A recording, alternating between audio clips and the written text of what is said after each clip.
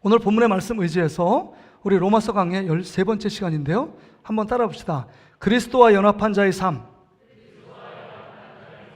다시 한번요. 그리스도와 연합한 자의 삶. 우리 세상을 살아갈 때 가장 중요한 만남이 세 가지가 있대요. 수많은 만남이 우리 삶을 구성하지만 세 가지 가장 중요한 만남이 있다고 합니다. 첫째 만남은 부모와의 만남입니다. 이건 강조하지 않아도 우린 다 알고 있습니다. 어떤 부모 밑에서 교육받고 양육받느냐, 우리 인생을 결정한다는 겁니다. 너무 중요한 요소입니다. 두 번째 만남은 스승과의 만남입니다. 다음 달 5월 15일이 스승의 날도 있지만 우리가 어떤 사람을 통해서 교육받고 영향을 받고 도전을 받고 은혜를 받고 했느냐에 따라 우리 인생이 어떻게 달라지고 있는지가 결정되는 것입니다. 여러분 잘 아시는 것처럼 헬렌 켈러가 애니 설리반이라는 선생님이 없었다면 그 인생은 삼중고의 고통 가운데 암흑기에 접어들었을 겁니다. 아무런 영향력을 미치지 못하는 그저 평범한 장애인에 불과했을 겁니다. 어떤 스승을 만나냐에 따라 우리 인생이 확 달라질 수 있다는 겁니다. 그러기에 좋은 선생님, 좋은 교사를 만나는 것 너무 중요합니다. 그래서 중고등부이나 있으면 제가 정말 만남의 축복, 좋은 선생님, 믿음의 선생님 만날 수 있도록 기도합니다. 또 마지막 세 번째, 우리 인생에 참 중요한 만남이 있습니다. 어떤 만남 같습니까? 도연아, 어떤 만남 같아? 세 번째 만남, 배우자의 만남입니다. 배우자의. 어떤 아내와 어떤 남편을 만나냐에 따라 우리 인생은 바뀔 수도 있다는 겁니다. 그런 의미에서 우리 동신교회, 우리 사랑하는 성도들은 좋은 만남을 갖고 계시죠? 아멘? 자, 결혼생활 행복하시죠? 과거에 행복하셨나요? 지금은 불행합니다. 이런 거예요?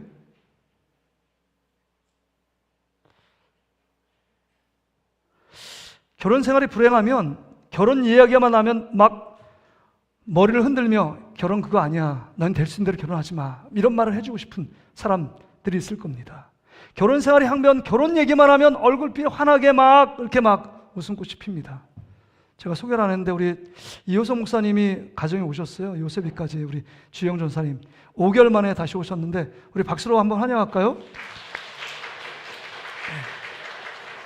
근데 조금 아까 표정은 주영 전사님은 얼굴이 좀 별로 안 좋았고 이효성 목사님 얼굴은 환했습니다.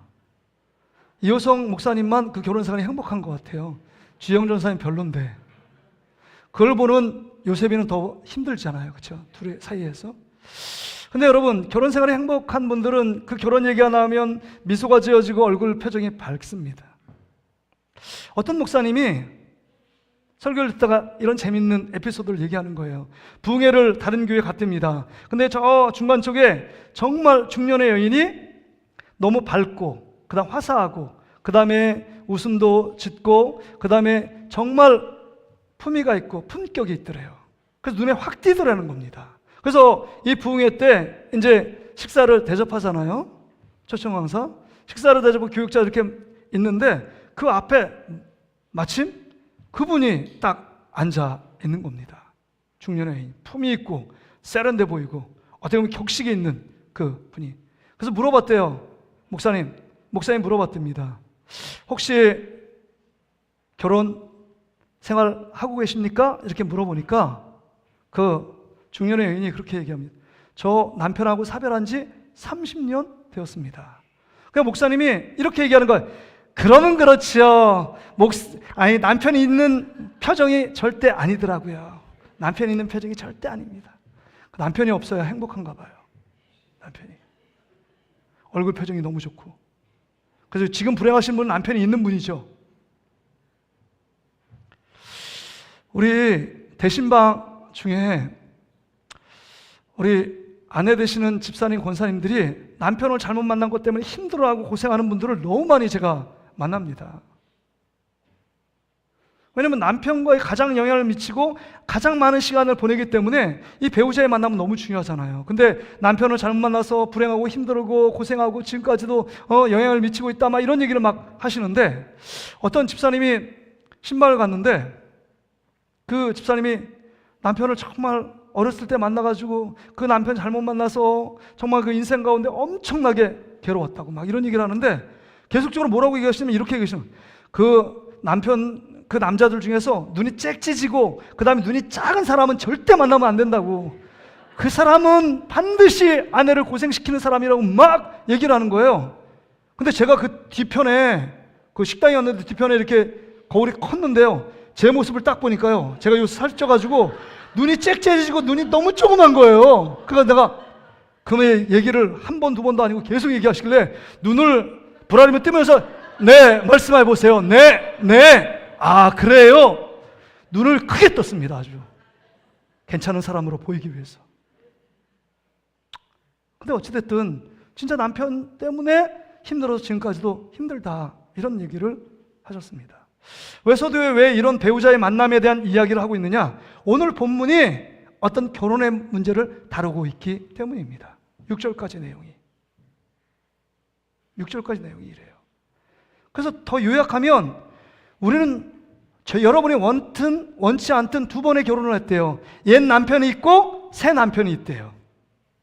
오늘 본문에 1절부터 3절까지 옛 남편의 이야기가 기록되어 있습니다. 화면을 보면, 보세요. 7장 1절, 형제들아 내가 법 아는 자들에게 말하노니 너는 그 법이 사람이 살 동안만 그를 주관하는 줄 알지 못하느냐. 남편 있는 여인이 그 남편 생전에는 법으로 그에게 매인 바 되나 만일 그 남편이 죽으면 남편의 법에서 벗어나느니라. 우리 3절 말씀 같이 읽을까요? 시작. 그러므로 만일 그 남편 생전에 다른 남자에게 가면 은멸하라.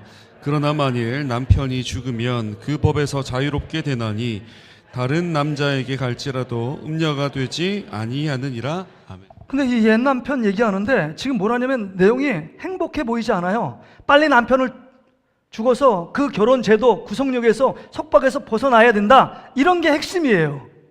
그래서 너무 지금 괴로워서 지금 남편이 살아생전에 있는데 그냥 밖에 떠나 이혼하고 나가면 어떻게 되느냐? 음녀로 판정을 받는다는 거예요.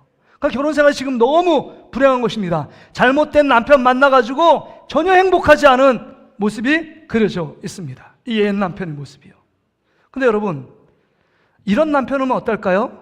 정말 젊은 나이에 사랑하고 사랑받고 그 다음에 이해받고 싶어서 결혼을 했습니다. 행복하기 위해서 결혼하지 불행하기 위해서 결혼한 사람 한 명도 없잖아요. 행복하기 위해서, 더 사랑하기 위해서, 더 사랑받기 위해서 결혼을 딱 했는데, 결혼을 해보니까요, 이 남편이 완전히 개차반이에요.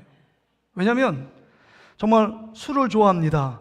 도박을 하지요. 그 다음에 늘 외도를 합니다. 집에 잘 들어오지도 않아요. 그런데 설상가상으로 술을 많이 먹으니까 이 착한 이 아내를 패기를 시작합니다. 이틀이 멀다고 매일 패는 거예요. 근데 이 아내가 하루하루 살아가는 것이 지옥이에요. 숨 쉬는 시간이 지옥 같아요. 이 불행한 시절을 왜 겪고 있나? 내가 이혼하고 싶은데 이혼도 못해요. 왜냐하면 이 이혼이, 여자는 이혼할 수 없고 남자만이 이혼해 줄 수 있습니다. 고대 시대는.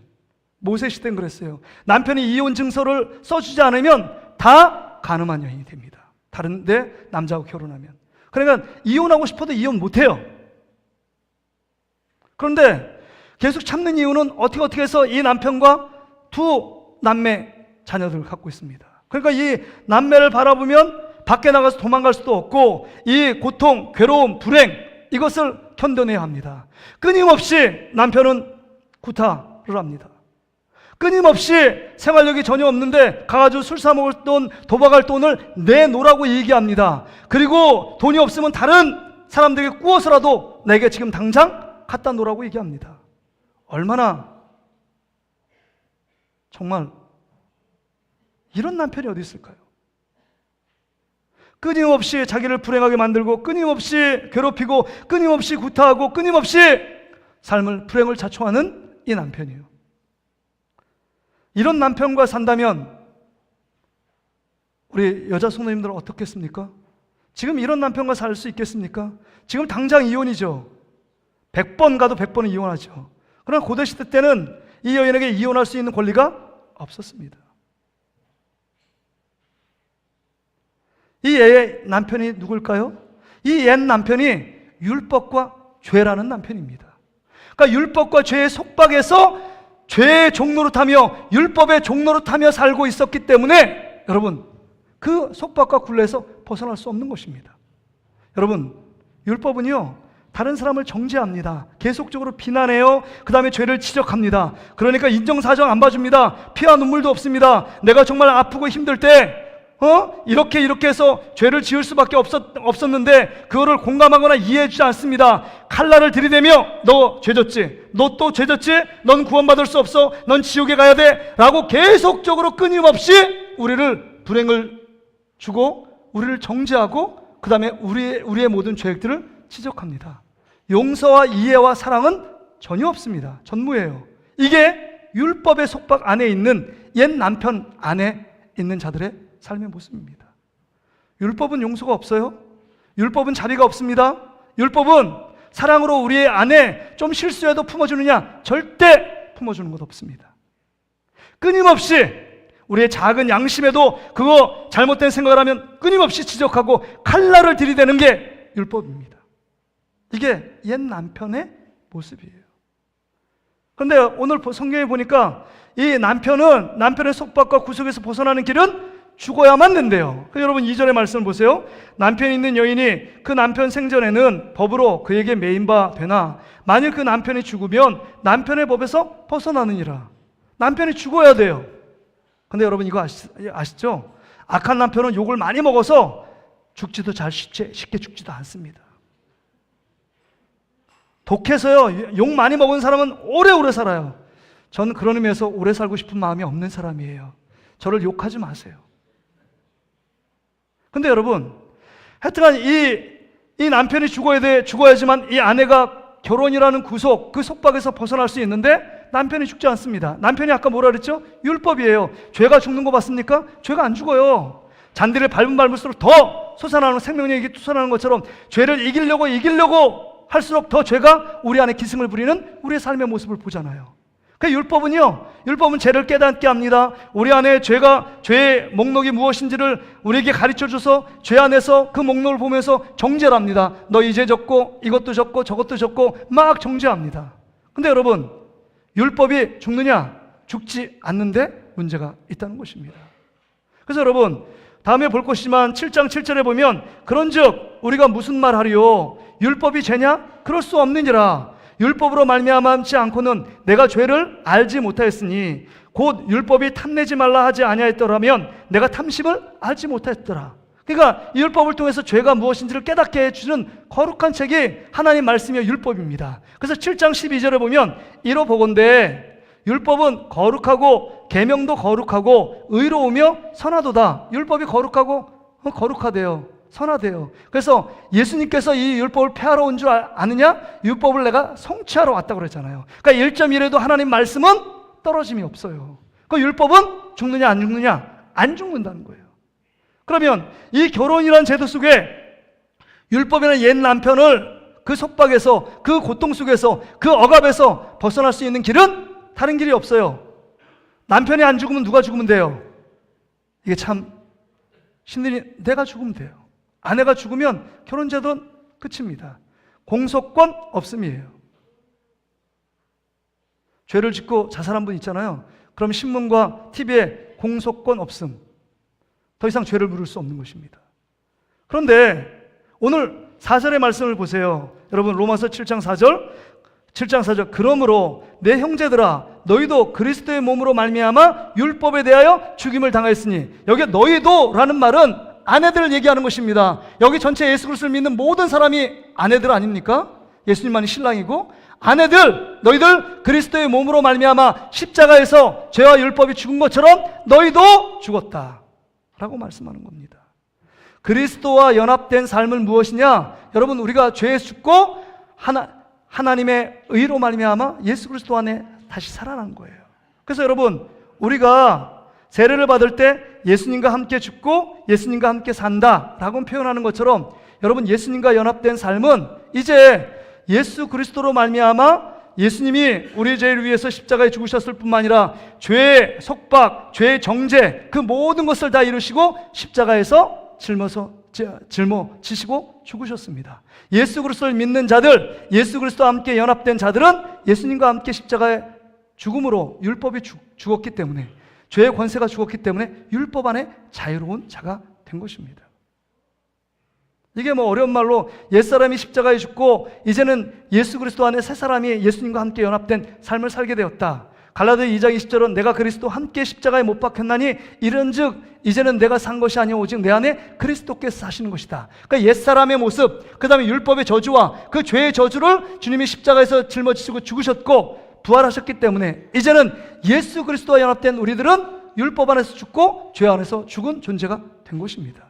그러니까 남편이 죽은 게 아니라 아내가 죽은 거예요. 아내가 잘 죽어야 합니다. 죽어야 돼요. 죽지 않으면 안 돼요. 어떤 분이 이런 얘기 하시더라고요. 남편을 자꾸 미워한대요. 너무 미워하는 말을 막 그렇게 하시는데 그 전에 남편을 미워했던 우리 어떤 권사님이 아유 저거 좀 시간 지나야 되겠구만. 저 정도 갖고 안 돼. 본인이 죽어야지. 본인이 예수 그리스도 믿음으로 본인이 변화되지 않으면 남편 사랑할 수 없어. 이렇게 말씀하시더라고요. 맞아요. 여러분, 남편 죽기를 바라고 기도하는 것이 아니라 그 사람이 예수 믿고 변화되기 위해서 기도하고 우리가 예수 그리스도의 십자가 앞에 죽은 존재임을 깨달으면 우리는 새로운 삶을 살게 됩니다. 여러분, 원하지 않든 원하든 두 번째 남편을 얻게 됩니다. 새 남편이요. 새 남편. 그 새 남편이 누굽니까? 예수 그리스도예요. 예수 그리스도. 그래서 여러분 다시 한번 7장 4절에 보면 그러므로 내 형제들아 너희도 그리스도의 몸으로 말미암아 율법에 대하여 죽임을 당하였으니 예수님과 함께 율법에 죽었다는 거예요. 이는 다른 이가 누굴까요? 예수 그리스도입니다. 예수 그리스도가 곧 죽은 자 가운데 살아나신 이에게, 곧이라는 것은 다른 이와 똑같은 말이잖아요. 똑같은 걸 설명하기 위해서 죽은 자 가운데 살아나신 이는 예수님밖에 없어요. 예수님에게 가서라는 얘기는 결혼해서라는 말입니다. 결혼해서 우리가 하나님을 위하여 열매, 주님께서 원하시는 아름다운 열매, 자식을 낳아라 이렇게 말하는 것입니다. 그렇다면 이 말씀 개역 개정에는 이렇게 써 있는데 킹제임스 버전에 보면 이 로마서 7장 4절을 이렇게 쓰고 있습니다. 우리 같이 한번 읽어볼까요? 시작. 그러므로 내 형제들아 너희도 그리스도의 몸으로 말미암아 율법을 향해 죽게 되었나니 이것은 너희가 다른 분 곧 죽은 자들로부터 일으켜지신 분과 결혼하게 하려 함이요 또 우리가 하나님을 향해 열매를 맺게 하려 함이라. 여기 일으켜지신 분 예수님과 함께 결혼하게 하려 함인데요. 그러니까 예수 그리스도와 연합된 삶은 예수님 그리스도와 결혼하는 삶을 의미하는 것입니다. 여러분 누구와 결혼했다고 여러분이요? 예수 그리스도와 결혼합니다. 그러니까 예수 그리스도를 믿는다는 것은 좀 더 구체적으로 예수님과 함께 연합된 자이고 그 예수 그리스도에 연합된 자는 예수님을 신랑으로 모신 자들입니다. 여러분 인정하든 인정하지 않든 우리는 남자들이지만 거룩한 예수님의 신부들이에요. 신부들. 그래서 에베소 5장에 보면 예수님과 교회에 대해서 비유를 들잖아요. 예수님은 신랑이고 교회는 신부입니다. 신부, 우리가 교회 아니에요? 그냥 모든 성도들이 예수님을 향한 신부들입니다. 그래서 여러분 열처녀 비유에서 처녀 5, 슬기로운 처녀와 미련한 5 처녀 있잖아요. 우리는 거룩한 주님의 신부, 예수님께 결혼돼야 될 신부로 우리 말씀하고 있는 것입니다. 신부예요. 그렇다면 여러분 잘 생각해야 돼요. 이제 율법에 죽었기 때문에 우리가 오해하지 말아야 될 게 내 마음대로 내 고집대로 내 뜻대로 내가 말하고 싶은 것 내가 행동하고 싶은 것 그대로 하면 된다 안 된다? 안 된다는 것입니다. 왜요? 이제는 우리는 예수 그리스도와 결혼한 관계가 되었기 때문입니다.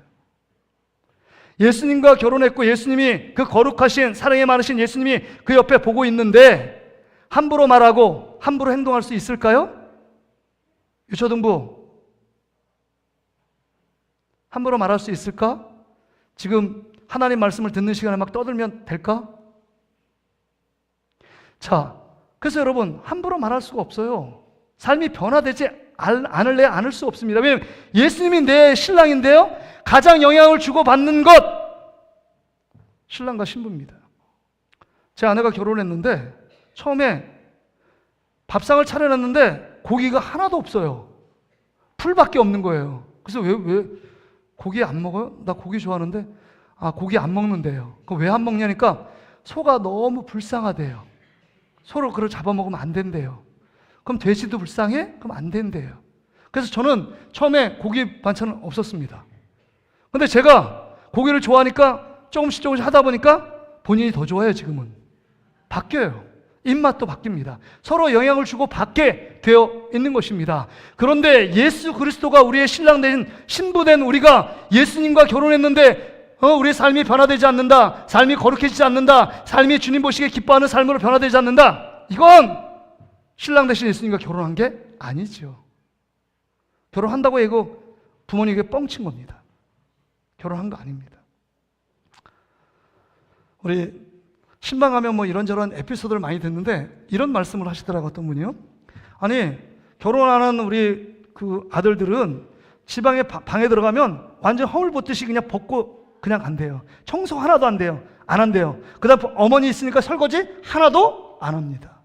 그리고 남자들은 꼭 전화해요. 왜 전화냐? 엄마 사랑해, 아빠 사랑해, 그거 전화하려고 한 게 아니라 엄마 점심 메뉴 뭐야? 저녁은 메뉴 뭐야? 그러니까 점심 저녁 차려 놓으라, 이런 말이잖아요. 필요할 때만 남자들은 전화해요. 딸은요 필요해서 전화하는 게 아니에요. 엄마 아빠 뭐가 필요해? 나 몇 시에 들어가는데 내가 뭐 사들고 들어갈까? 이런 얘기를 해요. 이게 우리 집안 얘기 맞습니다. 우리 집안 얘기. 근데 우리 신방을 하다 보니까 우리 권사님들하고 장로님 이런 얘기를 하세요. 목사님 결혼해보니까요, 그 아들이 자기 것만 챙기고 뭐 설거지도 안 하고 청소도 안 하는 애가 결혼해보니까요, 아내가 이쁘고 사랑스러워가지고요, 막 청소도 하고요, 그 다음에 설거지도 하고요, 밥도 하고 난리 부르스를 친대요. 왜 이렇게 바뀌었습니까? 자식들이 아내를 사랑하니까. 아들이 아내를 사랑하고 또 이 아내 된 딸이 남편을 사랑하니까 바뀐 것입니다. 왜 우리가 변화되지 않을까요? 정말 신랑 되신 예수 그리스도가 우리를 얼마나 사랑하신지를 깨닫지 못하기 때문입니다. 진짜 그 사랑을 깨닫는다면 여러분 그 삶은 변화될 수밖에 없어요. 예수님이 우리를 위하여 최고의 사랑, 십자가의 사랑을 통해 자기 몸을 버리신 그 사랑보다 더 크고 더 넓은 사랑, 그게 어디 있겠습니까? 없잖아요. 우리를 위하여, 신부된 우리를 위하여 대신 죽어주신 그 사랑이 어디 있어요? 여러분의 남편이, 여러분의 아내가 여러분의 남편과 아내를 위하여 대신 죽어줄 사람이 있어요? 여러분, 연애할 때는 하늘에 있는 별이라도 달이라도 따다 줄 것 같지만 결혼은 현실이에요. 딱 보면 고통스러운 건 네가 해, 쉬운 건 내가 할게. 이게 결혼 생활 아니에요? 저만 그런가요? 그게 그런 것입니다. 근데 예수님이 얼마나 우리를 사랑하신지를 깨닫게 되면 삶이 변화돼요. 변화되지 않는다. 예수님이 얼마나 우리를 사랑하신지를, 그 사랑을 깨닫지 못하고 있기 때문입니다. 제가 이게 로마서가 참 쉽지 않잖아요. 그 수많은 목사님들의 설교, 주석 엄청 뭅니다. 그래서 송태호 목사님 참 재밌는 이 본문을 갖고 설교를 이렇게 하시더라고요. 실제 있었던 일인가 봐요. 네덜란드에 한 여인이 있습니다. 젊었을 때 결혼했어요. 근데 28살 때 사별을 한 겁니다. 28살 때. 그래서 남편을 사별하고 혼자 지내니까 관계가 별로 안 좋았는지, 관계가 좋으면요 빨리 결혼한대요. 그 사랑이, 공허함이, 빈자리가 크기 때문에 또 재혼을 한대요. 근데 결혼 안 합니다. 그리고 너무 마음이 외롭고, 그 다음에 그 남편이 잃은 그 쓸쓸함과 고독감 때문에 뭐에 빠졌냐? 줄 담배에 빠진 거예요.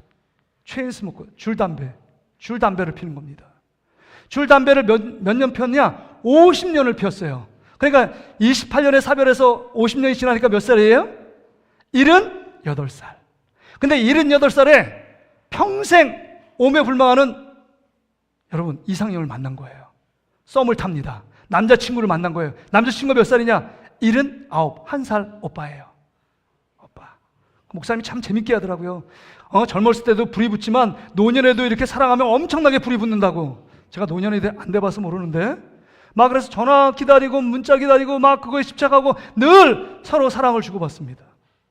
그런데 어느 날 이 남자친구, 남자 할아버지가 여자 할머니한테 얘기하는 거예요. 내가 참 사랑해서 얘기하는데 모든 건 다 만족하는데 한 가지, 유일한 한 가지, 당신 담배 좀 안 폈으면 좋겠어. 담배 좀. 담배, 옷에서 담배 냄새가 난다는 거예요. 이제 이렇게 얘기했죠. 건강을 위해서라도 지금 더 나하고 오래 사귀려면 건강을 위해서 담배 끊어야 된다고. 담배 냄새가 너무 난다고. 이렇게. 근데 여러분, 니코틴 중독이 술 중독보다 끊기가 힘들대요. 마약 중독과 더하면 더하지 덜하지 않는데요, 니코틴 중독은. 근데 여러분, 하루에 3강, 4강씩 피는 사람이 한순간에 이 담배를 끊는다는 건 이건 있을 수 없는 일이에요. 그래서 뭐 우리가 중병에 걸리고 뭐 암에 걸려도 이거 담배 잘 못 끊잖아요.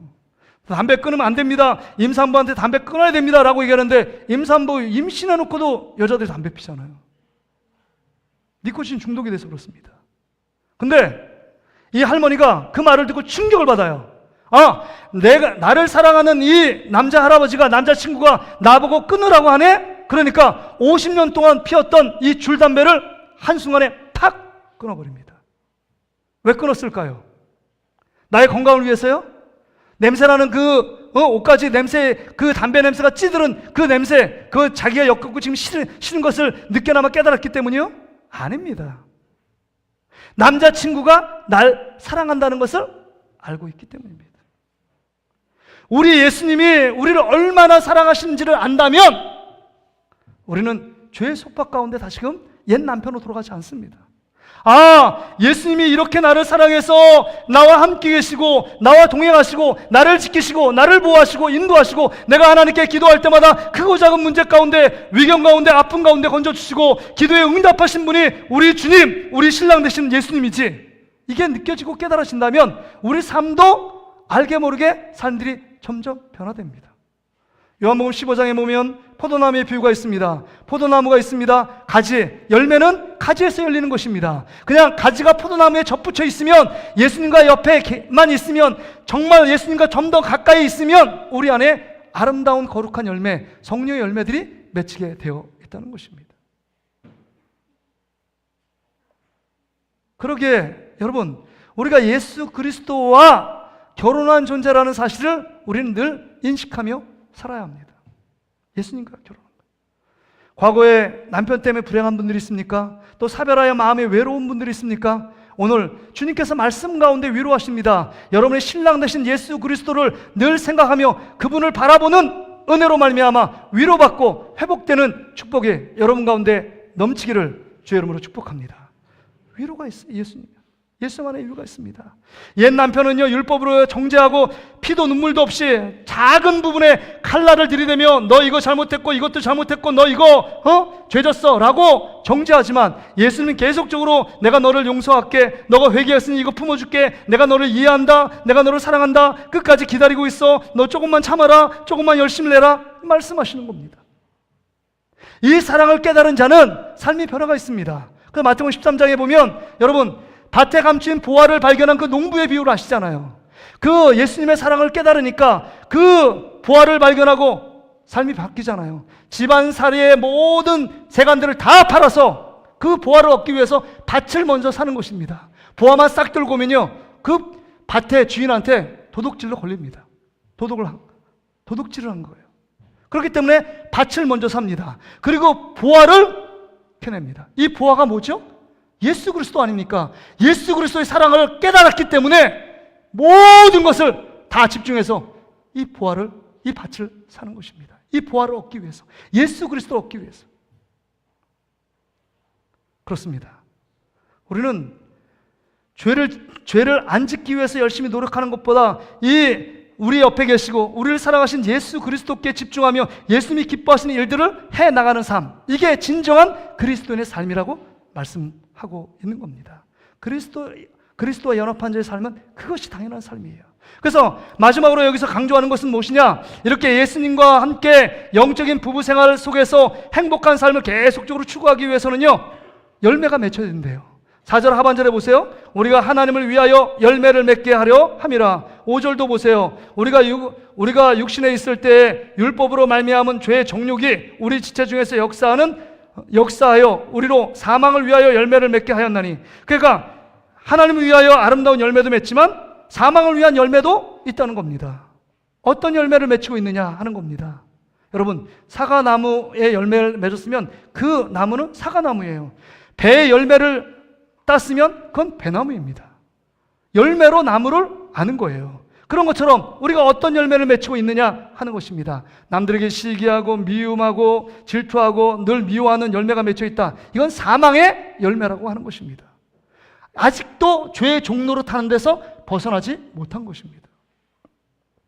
그러기에 오늘 우리가 하나님을 위하여 열매를 맺게 하기 위해서는 여러분, 우리 가운데 예수님과 우리가 결혼 생활을 가장 행복하기 위해서 돕는 영이 있대요. 돕는 영이 6절 보세요. 6절 말씀 같이 한번 읽어볼까요? 시작. 이제는 우리가 얽매였던 것에 대하여 죽었으므로 율법에서 벗어났으니 이러므로 우리가 영의 새로운 것으로 섬길 것이요 율법 조문에 묵은 것으로 아니할지니라. 여기 보면 세번역성에 우리가 영의 새로운 것, 이게 성령의 새 정신으로 우리 가운데 오셨다. 율법의 조문으로, 이 율법의 조문 때문에 억지, 속박, 구속 가운데 자유함이 없던 우리들이 이제는 성령의 새 마음과 새 은혜를 부어주심으로 우리 안에 기쁨과 적극적으로 주님의 말씀 앞에 순종할 수 있는 길을 열어놓았다는 것입니다. 그래서 여러분, 성령은요 보혜사 영이에요. 보혜사는 돕는 영, 헬퍼의 영, 카운셀러 영입니다. 그래서 우리 안에 마음이 슬프고 괴로울 때 보혜사 성령께서 우리 안에 오셔서 너 예수님이 어떤 분인지 아니? 예수님이 너를 위해 십자가에 죽으신 분이야. 예수님이 끝까지 너를 사랑하시는 분이야. 예수님이 끝까지 너를 기다리고 용서하시는 분이야. 그 예수님을 바라봐야 돼 라고 성령님께서 우리를 자꾸 권면해 줍니다. 그러니까 마음이 자꾸 예수님께 눈길 가지 않고 그쪽을 바라보는 길에서 자꾸 돌이켜도 성령님께서 자꾸 우리의 마음을 감동시키고 감화시켜서 예수님을 바라보고 행복한 결혼생활, 영적인 부부생활을 잘 할 수 있도록 만들어주시는 영이 성령의 영입니다. 그 성령이 우리 안에 내주하시잖아요. 그래서 여러분, 죄질 때 우리가 죄책감을 갖게 합니다. 너 그렇게 살면 안 돼? 주님이 기뻐하지 않아? 하나님이 기뻐하시는 열매는 그거 아니야. 성령의 9가지 열매 알지? 사랑, 희락, 화평, 오래 참음, 자비, 양성, 충성, 온유, 절제, 이 9가지 열매를 맺혀드려야 돼. 그 9가지 열매는요, 여러분, 하나님이 주시니까 그 삶이 온전히 변화돼요. 우리 금요 성령 집회 얘기 들었잖아요. 베드로 요한이 사도행전 3장에 이제는 마음을 하나 되어 기도하는 시간에 함께 손잡고 기도하러 예루살렘전에 올라갑니다. 올라가다가 나면서 안진뱅이를 고친 사건을 기록하고 있잖아요. 하나님 놀라운 기적을 보잖아요. 근데 베드로 요한이 마음이 하나 될 수 있는 상황이 아니라니까요. 베드로는 나이가 많고요, 요한은 나이가 어려요. 세대 차이가 나면 엄청 차이가 납니다. 뿐만 아니라 요한이요, 예수님의 2인자 되려고 엄마의 치맛바람 일으켜가지고 그 자리에 예수님이 예루살렘의 왕으로 등극할 때 좌의정은 내 몫이야 라고 요한, 야고보가 엄마를 딱 동원했잖아요. 그 모든 광경을 보았던 베드로가 열받은 거 아닙니까? 분노한 게 베드로의 모습이에요. 왜냐하면 자타가 공인하는 예수님의 2인자는 자기라고 생각했기 때문에 그 자리를 노리고 빼앗으려고 호시탐탐 노리는 게 요한입니다. 아마 꼴 보기 싫을 거예요. 저 기회가 되면 저거를 제거해야 되는데, 저걸 죽여버려야 되는데, 이런 생각을 하지 않았을까요? 그런데 베드로 요한이 마음을 하나로 모읍니다. 세대 차이 전혀 없어요. 이제 하나님께 기도하러 갑니다. 근데 기도하러 가는 것도 이건 낯선 광경이에요. 왜냐면 베드로 요한이 겟세마네 동산에서 예수님이 십자가에 죽을 때 베드로 요한 야고보를 착 데리고 가잖아요. 그리고 나를 위해서 꼭 기도해달라. 내가 정말 생사의 기로에 있는데 너희들 나의 마음을 품고 지금 기도해달라. 그럴 때 베드로 요한 야고보가 잠에 쿨쿨 자는 거 아닙니까? 3번씩 왔는데 잠에 빠져들고 있어요. 기도의 실패자, 그래서 예수님을 부인하고 예수님을 욕하고 예수님을 부인했던 그들 아닙니까? 그런데 이제 기도의 승리자가 됩니다. 기도의 성공자가 됩니다. 왜 그럴 수 있을까요? 두 마음이 하나 되기가 쉽지 않은데 베드로 요한이 하나 됐고 기도의 실패자가 기도의 성공자가 될 수 있었던 그 힘이 뭘까요? 이거는요, 성령의 충만함을 경험하니까, 마가다락방에서 하나님께 온전히 다른 모든 걸 전폐하고 하나님께 기도하니까 성령께서 그들의 마음을 변화시키고 하나 되게 만들고, 성령의 열매가 사랑, 희랑, 화평케 만들고 기도하게 만들며 하나님의 은혜를 경험하니까 날마다 성령의 9가지 열매를 맺히는 그 삶이 너무 기쁜 거예요. 예수님과 함께하는 기도의 시간이 너무 행복한 겁니다. 그러기에 세상에 있는 시간보다 기도하는 시간, 하나님의 말씀을 듣는 시간, 말씀에 순종하는 시간, 말씀을 배우는 시간, 이 시간이 너무 좋은 거예요. 그 시간이 너무 행복한 겁니다. 왜요? 남편 대신 예수님과 함께하는 시간을 보내고 있기 때문입니다. 이럴 때 성령의 열매들이 주렁주렁 맺히는 것입니다. 내가 원해서, 예전에는 우리 학생들이 공부하라 하면 공부가 너무 싫어요. 엄마의 잔소리, 선생님의 잔소리가 너무 싫어요. 근데 깨닫게 됐어요. 엄마가 나를 위해서 얘기하시는구나. 우리 선생님이 나를 끔찍하게 사랑하는데 사랑하기 때문에 이렇게 말씀하시는구나. 깨달으니까 이제는 공부를 억지로 하지 않고 기쁜 마음으로 내가 자발적으로 합니다. 공부하지 말랄 정도로 새벽에도 일어나고 저녁 늦게까지 공부하는 학생으로 바뀝니다. 그 이유가 뭘까요? 깨달은 게 있는 거예요. 예수님이 나를 위해서 어떤 일을 행하셨고 나를 얼마나 끔찍하게 사랑하고 세상 끝날까지 내가 너희와 함께하고 내가 너를 떠나지도 않고 버리지도 않겠다는 하나님의 그 말씀이 예수님을 통해서 이루어지고 있음을 깨닫는 사람이니까 이제는요 자발적으로 하나님 말씀을 순종합니다. 예배를 억지로 드리는데 이제는 예배가 기쁨이에요. 그래서 여러분, 여호와를 위하여 열매 맺는 삶의 가장 최고복은 하나님께 예배하는 것입니다. 아브라함이 옮길 때마다 여호와를 위하여 그런 말이 나와요. 여호와를 위하여 제단을 쌓았더라. 창세기 13장 18절 보세요. 아브라함 믿음이 조상이 될 수 있었던 이 최고의 하나님 앞에 사랑을 드린 모습이 나옵니다. 같이 한번 읽어볼까요? 시작. 이에 아브라함이 장막을 옮겨 헤브론에 있는 마므레 상수리 숲에 이르러 거주하며 거기서 여호와를 위하여 제단을 쌓았더라. 여호와를 위하여 제단을 쌓았다. 여호와를 위하여 예배했다는 것입니다. 여호와를 위하여 예배하는 것이 하나님께 기쁨으로 드리는 최고의 열매입니다. 그러게 여러분, 정말 우리가 성령 안에서 영과 진리로 예배하며 그 하나님 앞에 참 예배자를 찾고 있다고 예수님 말씀하셨는데 참 예배자 되기 위하여 여호와를 위하여 예배자로 나오는 저와 여러분 되시기를 주의 이름으로 축복합니다. 이제 말씀의 결론을 맺겠습니다. 여러분, 율법의 종, 죄의 종 노릇해서 죄를 이기기 위해, 죄를 짓지 않기 위해, 그 다음 말씀에 순종하기 위해 노력하지 마세요. 노력하면 안 됩니다. 노력하면 할수록 더 죄져요. 죄를 짓지 않으려고 노력하면 노력할수록 죄에 빠집니다. 술을 끊기 위해서 술을 먹지 말아야지, 내가 술 먹지 말고 내가 뭐 다른 거 해야지, 자꾸 술술 얘기하면 갑자기 술이 들어와서 술술 넘어가요. 술이 계속적으로 나를 지배합니다. 중독에 걸린 사람은 이것보다 더 좋은 게 있어야만 끊어진대요. 그러니까 여러분, 우리가 죄를 짓지 않기 위해 몸부림치며 그렇게 하는 삶이 아니라 이제는 시선을 바꾸래잖아요. 성경에 뭐라고 얘기합니까? 이제는 우리가 예수 그리스도의 신부가 되었다. 예수님이 나의 신랑이고 나를 가장 사랑한다. 끔찍히 사랑한다. 나만을 위한 사람이다. 하나님 최고의 사랑을 예수님께서 나를 위해 보여주신 분이다. 그걸 깨달으면 하나님의 아들인 예수님이 나를 얼마나 사랑하신지를 깨닫게 되면 삶이 변하는 것입니다. 죄 짓기 위해 노력하는 것이 아니라 이제는 예수님께 어떤 기쁨을 드릴까를 생각하며 성령께 내 마음을 맡기고 성령 충만을 받으면 베드로 요한이 하나 될 수 없는 사람이 하나 되고 기도하지 못하는 사람이 기도의 성공자가 되고 삶이 변화되고 주님께서 원하시는 그 정말 주님 안에서 영적인 평안함과 자유함을 누릴 수 있는 것입니다.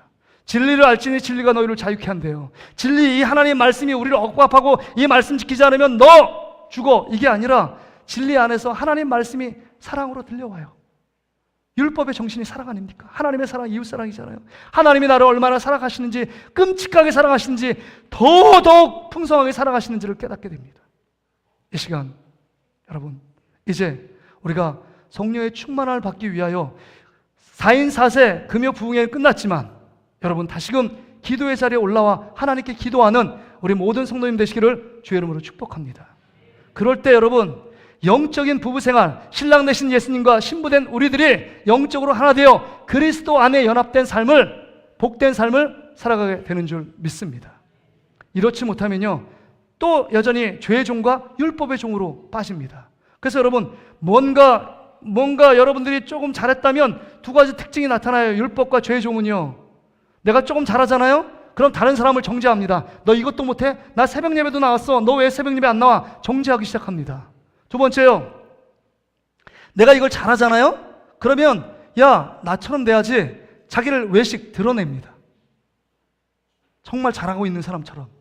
실제로 보면 그렇게 못하는데. 그러니까 여러분, 그래서 우리가 정죄와 외식이라는 두 가지 축이 자꾸 따라붙어요. 내 안에 영적으로 다운되잖아요? 그러면 하나님 말씀이 자기를 찔릅니다. 아, 나 이렇게 살면 안 되는데 정죄를 당해요. 정죄를 당합니다. 다른 사람이 왜 이렇게 신앙생활 제대로 못해? 그러면 신앙생활 잘하는 척 외식을 합니다. 이게 우리의 모습이에요. 그러니까 죄 아래, 율법 아래 갇힌 우리의 모습입니다. 그러나 이제는 예수님의 우리의 신랑이고 내가 신부가 되어 성령께서 날마다 우리 가운데 행복한 신앙생활, 주님을 믿는 믿음의 생활, 구원받은 자의 삶에 마땅히 행해야 될 삶들을 깨닫고 가르쳐 주시고 지도하십니다. 그 성령님께 우리 인생을 맡기며 나가는 저와 여러분 되시기를 주의 이름으로 축복합니다.